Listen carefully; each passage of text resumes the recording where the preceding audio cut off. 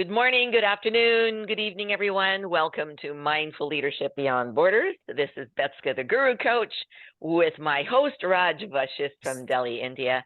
And our esteemed guest today is Pria Acharya. Let me tell you a little bit about this woman.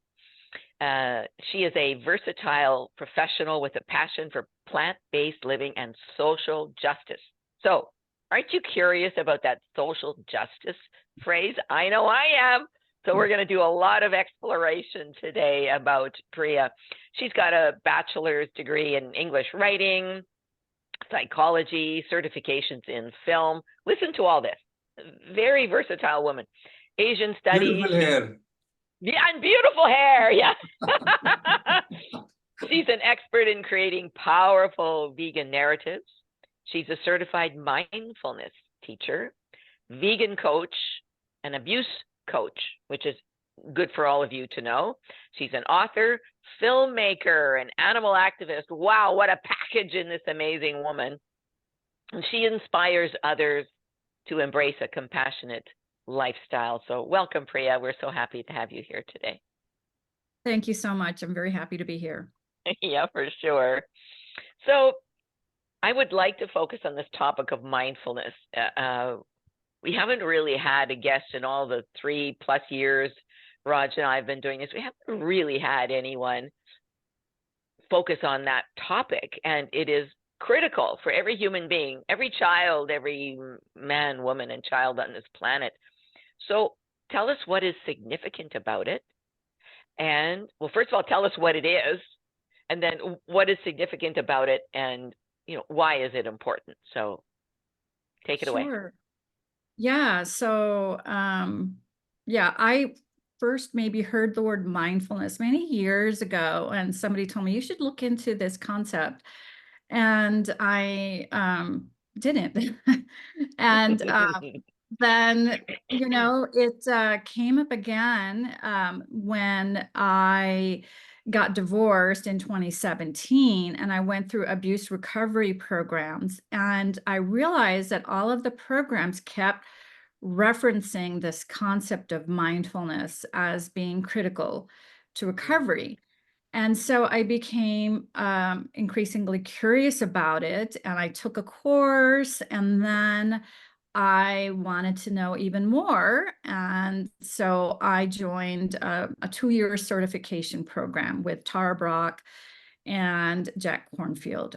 And so mindfulness is about present moment awareness. It's about focusing on your present environment, your sensations, bodily experiences, and having compassion for these experiences at the same time, and non-judgment.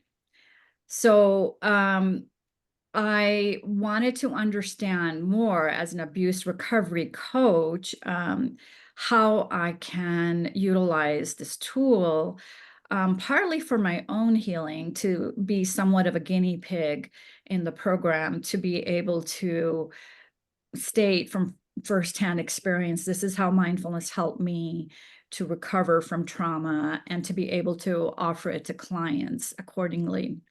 And so that was part of my hope, to see how does mindfulness help with trauma, and to be able to help my coaching clients. But then I think within about a year of going into the program, veganism came up. And that was not something I was expecting. I think I was going into the program with some assumption that everybody's maybe vegan, as a mindfulness teacher. I really wasn't thinking too much about it until we started to study the precept to not harm. And that's when things kind of really blew up. Yeah. Right. So how do you practice mindfulness? Can you give some tips here to our viewers? How do you do it? Yeah, so for me, it's been very being conscious of what I'm experiencing. Going into the program, I realized that one of my deficits with trauma was a disconnection from my body. And Oh, so yeah. going into the program and going through the prerequisites, which was a course called Power of Awareness. And a lot of that included being just focusing on awareness. And that included consciousness around my body. So it was growing up with narcissistic abuse, and trauma, there was a tendency to leave the body and to not be connected to it. And it Right. included, growing up with nobody asking how I felt about anything. I was told to do things, and there was not an encouragement to think about how do I feel. And so there was a disconnection there. And so it took a lot of conscious practice that I've continued with as I go through daily life to have a connection with, oh, this is what stress feels like. This is what anxiety feels like. This is, Ah, this is what sadness feels like. This is what grief feels. Just like having consciousness around emotions, around my own experiences.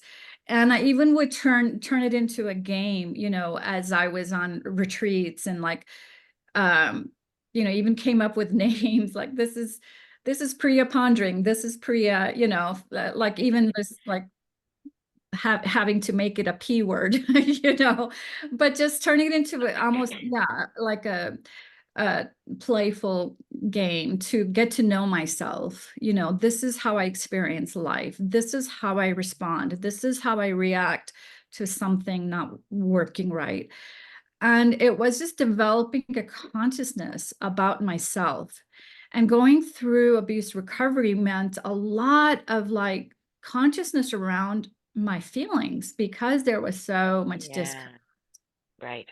from it. I had to develop this connection. And mindfulness is a great way to be able to bridge that gap, to help develop a sense of, how I feel at different levels, and developing consciousness around my body.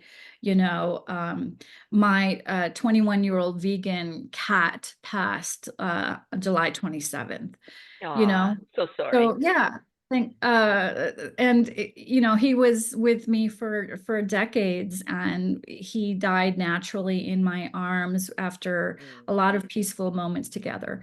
But I've just allowed this natural grieving process with this event, and noticing, like, I'm feeling this ache and lump in my throat, and just taking note of the sensations and just allowing them to be there.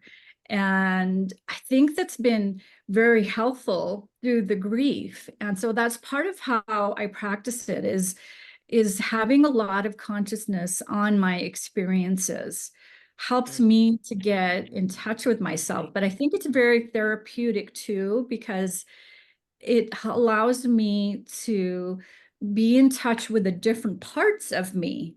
I believe we all have our parts, and so allows me to have that connection, whether it's um, my inner child or my adolescent self, and then I can break it out into so many different, parts. Whether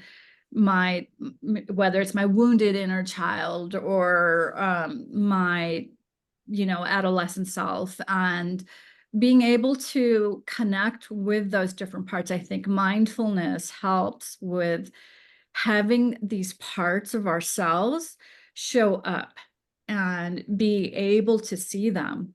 And I think when we're living in a trance, we are not in touch with what's really happening and how we're experiencing life. Hmm. Wow, that's awesome. Well, we're going to take a short pause, and when we come back, we're going to summarize what Priya just told us about how to experience mindfulness. So be right back.